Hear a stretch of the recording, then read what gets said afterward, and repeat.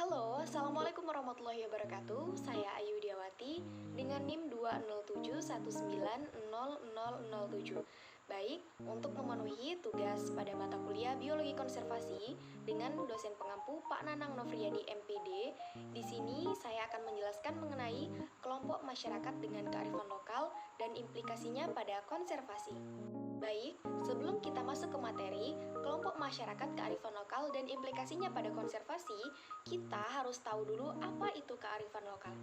Apa itu kearifan lokal? Secara terminologi, kearifan lokal terdiri dari dua kata, kearifan, wisdom, dan lokal. Menurut KBBI, Kamus Besar Bahasa Indonesia, lokal berarti setempat, kearifan sama dengan kebijaksanaan. Jadi, kearifan lokal merupakan pandangan hidup dan pengetahuan serta berbagai strategi kehidupan yang berwujud aktivitas yang dilakukan oleh masyarakat lokal. Berkaitan dengan perlindungan dan pengelolaan lingkungan hidup, terdapat beberapa pengertian kearifan lokal yang lain. Pengertian kearifan lokal pada Undang-Undang Nomor 32 Tahun 2009 tentang Perlindungan dan Pengelolaan Lingkungan Hidup, yaitu nilai-nilai luhur yang berlaku dalam tata kehidupan masyarakat untuk antara lain melindungi dan mengelola lingkungan hidup secara lestari. Pasal 2 disebutkan bahwa perlindungan dan pengelolaan lingkungan hidup dilaksanakan berdasarkan beberapa asas yang salah satunya adalah asas kearifan lokal.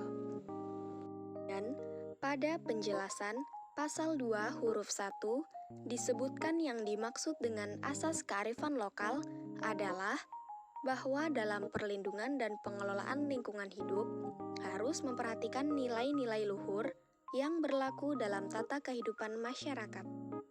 Oke teman-teman, selanjutnya ada fungsi dari kearifan lokal. Yang pertama, konservasi dan pelestarian sumber daya alam. Yang kedua, mengembangkan sumber daya manusia. Yang ketiga, pengembangan kebudayaan dan ilmu pengetahuan. Dan yang keempat, petunjuk tentang petuah, kepercayaan, sastra, dan pantangan. Oke, kalau tadi kita membahas mengenai fungsi kearifan lokal, selanjutnya kita akan membahas mengenai contoh dari kearifan lokal.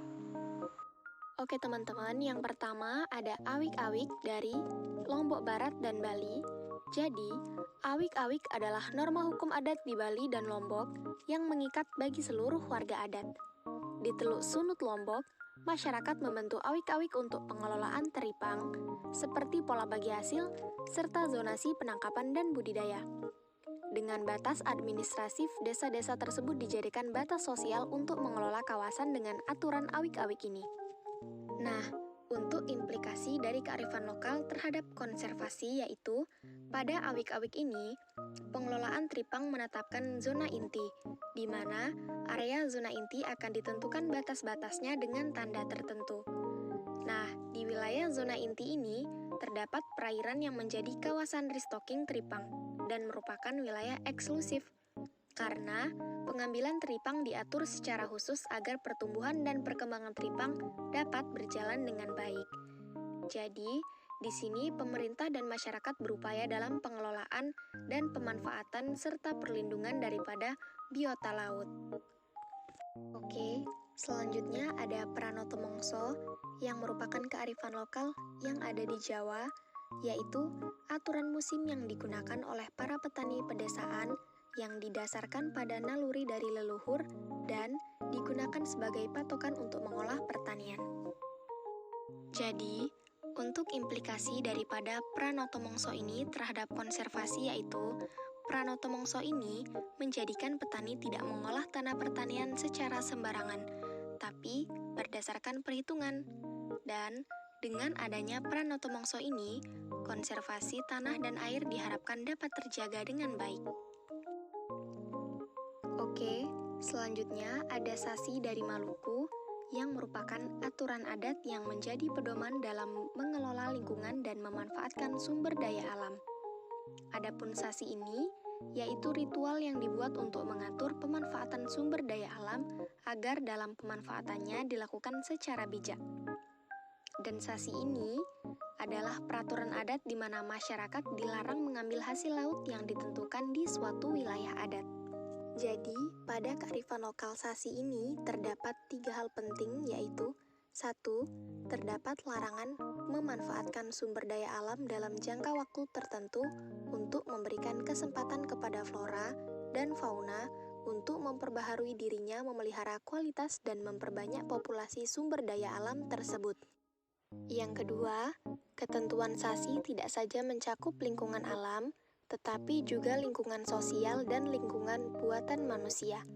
Misalnya, melarang masyarakat bepergian keluar desa karena alasan tertentu, melarang bentuk-bentuk keramalan pada waktu tertentu seperti pada saat upacara adat, membangun bailau, atau rumah adat. Yang ketiga, ketentuan hukum Sasi ditetapkan oleh masyarakat atas prakarsa mereka sendiri dan pengawasan pelaksanaannya diselenggarakan oleh masyarakat Kewang atau polisi adat yang tidak dibayar oleh pemerintah.